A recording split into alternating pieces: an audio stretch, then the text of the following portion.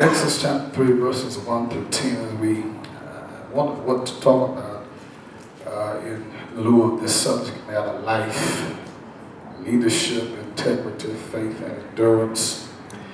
That was the message the Lord gave me in Exodus chapter 3, verses 1 through 10. It says, "Now Moses was tending the flock of his father-in-law Jethro, the priest of Midian. He led the flock to the back of the desert and came to Horeb, the mountain of God. The angel of the Lord appeared to him in a flame of fire from the midst of the bush. So he looked, and behold, the bush was burning with fire, but the bush would not burn up or be consumed. Then Moses said, I will now turn aside and see this great sight, while the bush it does not burn. So when the Lord saw that he turned aside to look, God called to him from the midst of the bush and said, Moses, Moses. He said, Here am I. He said, Do not draw near this place. Take off your sandals from the place where you stand. It is holy ground. Moreover, he said, I am the God of your father, the God of Abraham, Isaac, and Jacob. And Moses hid his face, for he was afraid to look upon God. And the Lord said, I have surely seen the oppression of my people who are in Egypt, and I have heard their cry because of the taskmasters, for I know their sorrows. So I've come down to deliver them out of the hand of the Egyptian and bring them from the land to a good and large land, to a land flowing milk and honey, to the place of the Canaanites and the Otterites.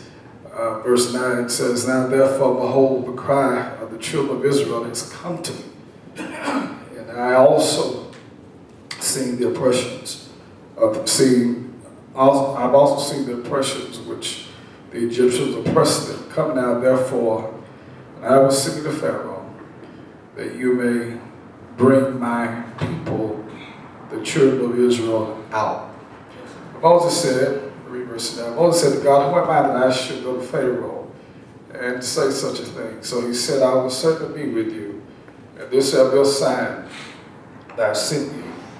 When you brought the people out of Egypt, you shall serve God on this mountain. And for the conservation of time, Moses asked the question. I want to know who was sending him. You know, when someone gives you the error, you need to know who's telling you to go. That's right. That's right. And God says, I can't give you my name, because if I allow them to define me, they will try to confine me. So I'll give you one of my aliases, and that should be enough. And that is, you tell them I am that I am. That's it. You may be seated. The story is told of a father and his two sons who were on their way to some miscellaneous place. I'm not sure, the story did not lend us information on where they were going. We just know that they were going. Right. And as they were making their way to this particular place, it's evidence, at least, that they were being beckoned from beyond by something or someone that was bigger than them. Something was directing them to a particular destiny. Where they were going, I do not know. But one thing for sure is that where they were and where they were trying to go were altogether two different places. And so they were moving from one locality to the next because there was a certain destiny they were trying to achieve, a certain place they were trying to go. They were not still, but they were progressively moving. Yes, sir. But much to their chagrin, as fate would have it, I don't know if it was strategically placed or it just fell.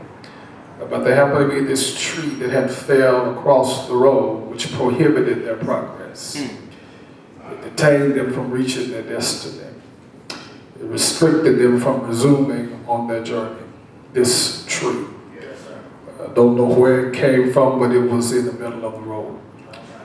And so the father instructed to his senior son, stop the wagon, go to the middle of the street, and let's see if we can move this tree. Of course, he didn't want his son to injure himself in the process, so he says to his son, let me tell you how to move this tree. Make sure you grip the tree right. Bend your knees don't throw out your back. Right. Make sure you lift the tree right. And whatever you do, make sure you use all the power and all the strength that you have. Senior son, like any other son, wanted to please his father, left the wagon, went in the middle of the road, began to move the tree because the tree was delaying their destiny. It was prohibiting their progress, and it was restricting them from moving where they were trying to go. I'm going to get where you want me to go. The son grabbed the tree, bent his knees, tried to pull it, but the tree wouldn't budge. Tried to give it all his power, all his might, but the tree still wouldn't budge. So finally he called for his younger brother that was on the wagon, come help me, and his younger brother came to help him. And they both counted relentlessly over and over again. 1, 2, 3, lift. 1, 2, 3, lift. But much to their chagrin, they were unable to move the tree. All right. And so they walked back to the wagon, distraught, dejected, drained, to say the least, knowing that they disappointed the father. And the father says, what happened? He began to survey his senior son. He said, did you grab the tree like I told you? Yes, Father. Did you bend your knees? Yes, I did, Father. Did you use all your power? Yes, I did, Father. I even asked my brother to help me. Are you sure you used all your power and all your strength? He says, yes, I did, Father. The father says, no, you didn't. He says, how come I didn't? You saw me straining and struggling. I even asked my brother to help me. He says, the reason why I know you didn't use all your power because you never asked me to come and help you. That's good, man. That's good. Here are these two boys who had their father with them, and they were traveling with unused power. I like that. They had access to another level. They had access to another reserve. They had access to another potential of power. But because of their bliss ignorance, this power and reserve went unharnessed. It went untapped. It went unused and unaccessed. I open somebody dialogue today with this insightful illustration because there are many of us today like this boy who are traveling somewhere. Yes, sir. Yes. You're not still, stayed, and stuck. There's somewhere you're trying to go in life. That's right. Everybody ain't sorry, but some of us are driven by dream and destiny. You're being called by some calling. You're being pulled by some purpose. You're being beckoned from beyond by something that is bigger than you. And to amplify the agony of where you are and where you're trying to be are two different places. Maybe it's just me. I don't know. Maybe you weren't supposed to be. Come on. Yeah. Most of us, where we are and where we're trying to go, are all together two different places. But to magnify the misery, there are many of us who are being troubled by trees. There are trees trespassing on the territory of our travel. Come on, Doc. We're being taunted by trees that are delaying our destiny. Trees got us tripping, and to even amplify the agony more, we are fenced in by the frustration of our own failures because we've tried everything we could to move this tree. My God. We've been on our knees and prayed about it. We used all the. We even asked other folk to come and help us. My God. Come on, talk to me. Come on, God. We even asked other folk to come help us lift this tree. But every morning you wake up and you're still taunted and troubled by trees in your finances and trees in your marriage, trees in your church, trees in your career. You know what a tree is? I'm glad you asked. A tree represents something that's bigger than you, that you can't move on your own. A tree is something that no matter how hard you try to move it, it's still standing between you and your destiny. It's prohibiting progress. It's stopping you from moving further. And like these two boys, many of us come back to church.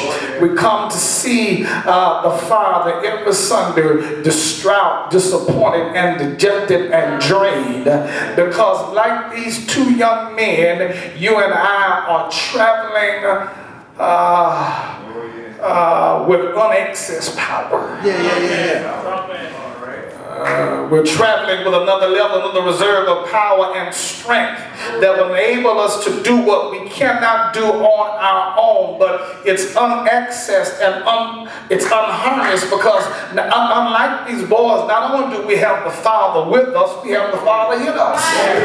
Right. Come on, talk to me here. And greater is He that is in me than he that is in the world. And we leave circumstances dejected and drained, and God is saying, what's wrong with you? God, you're saying, God, I tried everything I could, and God says, you never asked me. Right.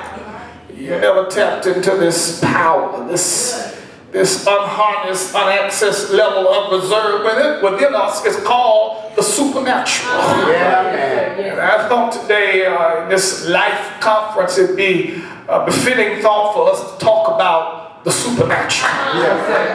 Because whether you know it or not, you and I are really spiritual beings having a human experience. Y'all catch that tomorrow. I said we are spiritual personalities having a human experience. But oftentimes we flip the script and we want to be physical people, have a spiritual experience every now and then. And you and I ought to have endurance and integrity and faith and even be able to lead. You and I must understand how to harness and access the power of the supernatural, because you can't do it on your own. Right. I wish I had a witness in here somewhere. What is the supernatural? The supernatural, it is the unlimited power of God fleshed out, fleshed out in human nature. It is the supernatural. It is the power to do. It is the essence of God fleshed out in our nature, which enables us to rise above the restrictions of our own humanity. The supernatural empowers you to do what you can't do. Webster says it is a reality unexplainable to the laws of nature. That when you operate in the supernatural, you have the power to do stuff that you couldn't ordinarily do on your own. That when you operate into this power, you've tapped into a power that's beyond your natural ability. It allows you to access the power and presence of God in your day-to-day living.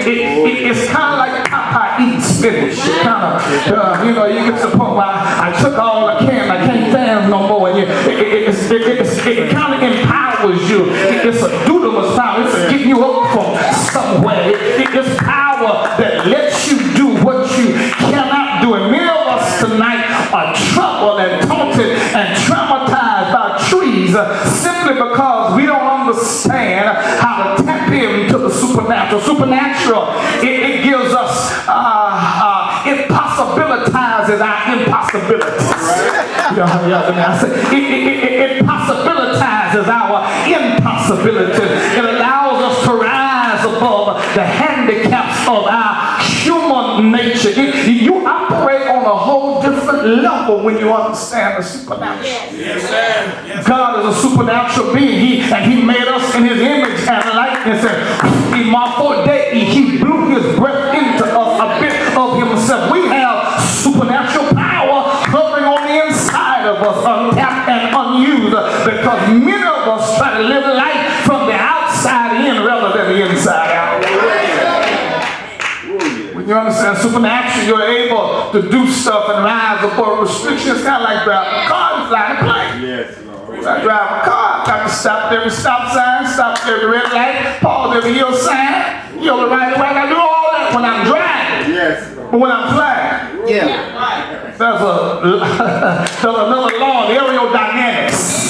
I don't have to stop at the stop sign. I don't have to yield the right of way because I'm operating on another level. And this is how God wants us to do. He wants us to understand the supernatural. He wants us to operate on another level and rise above our restrictions. The word supernatural is a compound word. Super means superior or sovereign. Nature means natural. It means a person of nature. When you put it together, it is God empowering the ordinary to do the superordinary. I want you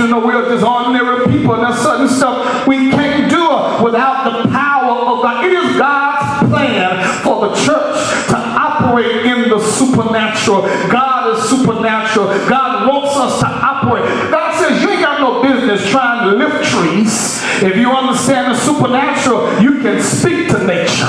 You can speak to trees and mountains and say, mountains, move out my way. But we got to understand the supernatural. That many times folk from our church leave home going just like they came. Because the church does not operate in the power of the very rarely do you see the church and even the constituency of its leadership operating in the supernatural. We have good success, we do good ministry, we preach good sermons and sing good songs, but they are heard and not felt because we don't understand the power of the supernatural, and folk go home just like they came, depressed, distraught, and dejected because they had a church encounter and did not have a God encounter. Not until we learn as pastors and preachers to operate in the power of the supernatural, we'll continue to have ministries that are successful but not victorious. And there is a big difference between being successful and victorious. God is calling for supernatural pastors and supernatural leaders and supernatural churches because we are faced with supernatural enemy. We wrestle not against flesh and blood, against natural stuff. We operate and war against powers and principalities that operate on another level. How you gonna deal with spirits and you don't understand the supernatural? Come on, talk to me here, man. Let me just drop this ball on you. Speaking in tongues don't mean the supernatural. I've been speaking in tongues most of my life, but it don't mean I'm operating in supernatural, because a tongue can be imitated, but the supernatural can never be duplicated. You gotta tap into the supernatural, and so I back my way into this illustration. I know y'all saying that, Pastor, you ain't gave us a subject matter, but I am able to eisegete the text with hermeneutical integrity.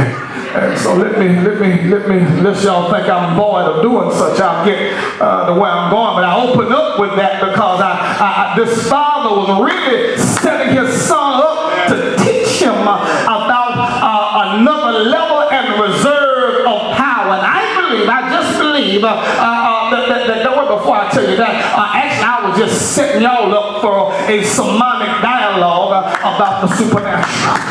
That's my sermon, that's my text, that's my subject, a setup for the supernatural. And sometimes God allows us to go through stuff. He allows us to be fenced in by the finitude of our own failure. He allows us to go through circumstances where we are drained and dejected and depressed, just in order to teach us that you can't do this thing by yourself. And it ain't desire of us who are